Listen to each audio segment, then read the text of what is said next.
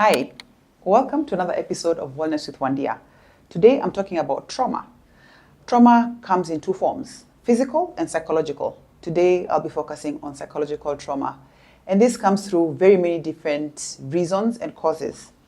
Allow yourself to connect to this content, listen to see if you still are in that space and learn something.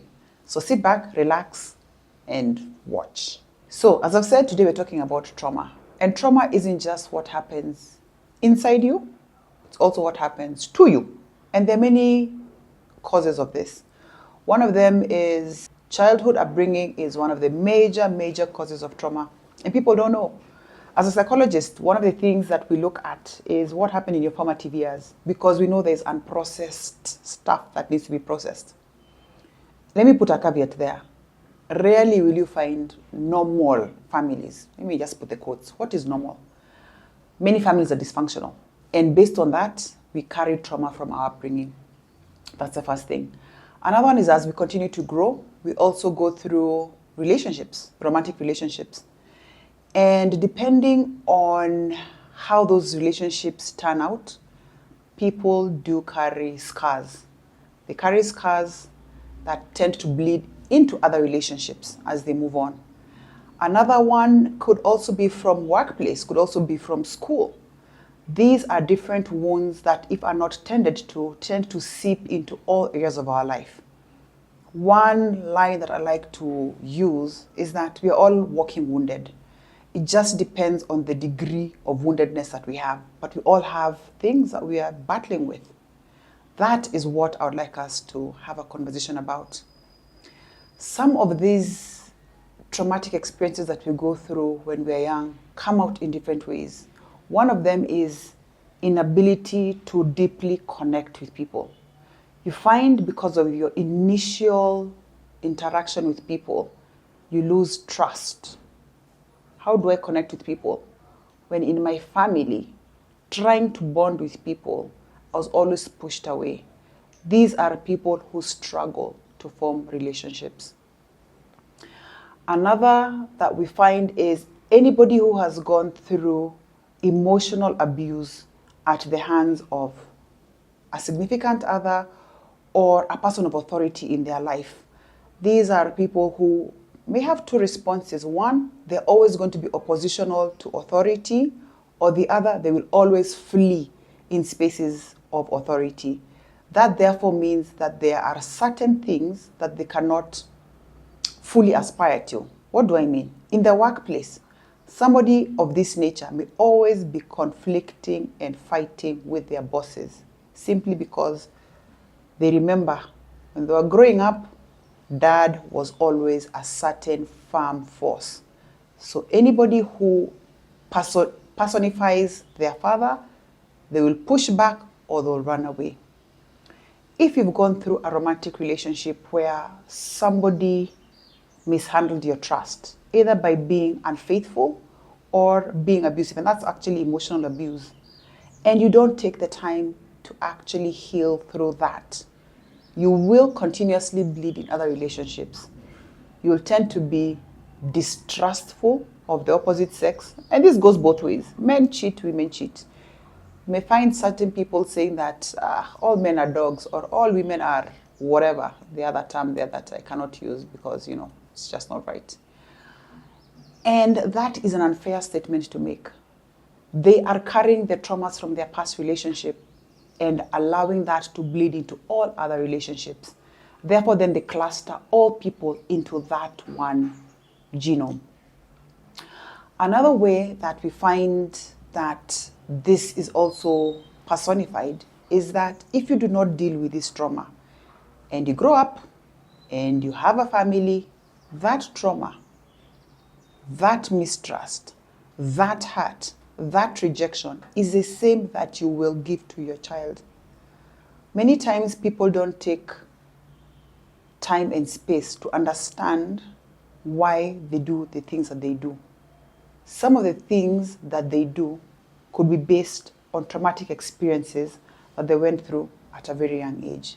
And that's why it's important to have these conversations. That's why it's important to journal. That's why it's important to have a conversation with a professional like myself to be able to understand, help you understand, why do you do what it is that you do. For a very long time, for myself as Wandia, I have struggled and struggled, even to date, sometimes I still struggle with asking for help. I have struggled with asking for help because within my home, there was a shift in the dynamic of the family where I had to then rely on myself, meaning just become self-reliant, independent. And again, I'll put it in quotes because it doesn't mean I'm independent. It's just that I struggle to ask for help because of how the family was structured. So it's important for you to understand what it is that you are and why you do what you do. That insight for me allows me to be very deliberate when I'm interacting with people. I have to pause and see, am I putting up a wall when actually I need to ask people to help me? Or is it actually something I can be able to do? Trauma lingers, but as long as you're able to identify the cause, go through the process of forgiving yourself, forgiving the person who occasioned that trauma, and letting go, you'll always be a prisoner of that. And that, unfortunately, is doing yourself a disservice and allowing the person who occasioned that trauma to triumph. Many times people believe that what they're experiencing is very unique and it's only happened to them in the entire world. And that is what keeps you trapped. Allow me to dispel this illusion. You're not the only one who's going through what it is that you're going through. People have experienced the same thing. Silence is what keeps you a prisoner of your thoughts. Silence is what keeps you a prisoner of your experiences. You could be there, and because you're holding this in, you could be experiencing very many psychosomatic symptoms. Headaches that a doctor cannot be able to explain why you have headaches. Irritable bowel syndrome, which cannot be identified why. Endless backaches, endless pain, insomnia, low appetite, overeating, craving certain things. These could be some signs and symptoms of trauma. But I want to encourage you that there's a solution to all these things that you're experiencing. If you allow yourself to remain a prisoner to this and to stay within your thoughts, allowing your mind to make this thing even greater than it actually is, you'll find that eventually trauma will actually take you out. You will cease to experience the beauty of life, the beauty of interactions, the beauty of relationships. What you need to do is to allow yourself to feel the pain, to sit still in your quietness. I know very many people struggle with sitting still in quietness. People struggle with being alone. And for me, that is one of the clear signs that there is so much you have not processed. If you cannot sit quietly in your house without the TV on, without being on social media, without having a drink, if you cannot sit quietly with yourself, definitely there is something that you need to process. Take it from me. You ideally should be your own best friend. If you cannot be your own best friend, why do you expect us to be friends with you? I'd encourage you to start this healing journey, to start uncovering who you are, because our traumas are the things that give us wings to go through life. My story is somewhere, I think, in the past episodes, or maybe I'll tell it at some point as we go on, to understand why it is that I do what I do. It was not birthed from pleasure. It was birthed from pain. So if you allow yourself to walk through the pain, heal, learn the lessons that you need to learn from your experiences, you end up being a blessing not only to your family, but to your community and to the world at large. If you'd like to embark on this journey, you've got my number on the below. Call me and let's have a conversation.